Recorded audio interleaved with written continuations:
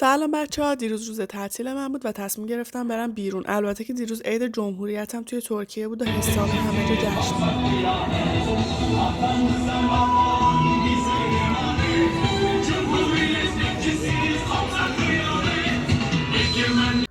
وقتی که رسیدم اسکله دیدم خیلی شلوغه و من اصلا حوصله شلوغی رو ندارم. با این حال یکم صبر کردم ولی دیدم که واقعا وحشتناکه و خیلی هم هوا گرم بود.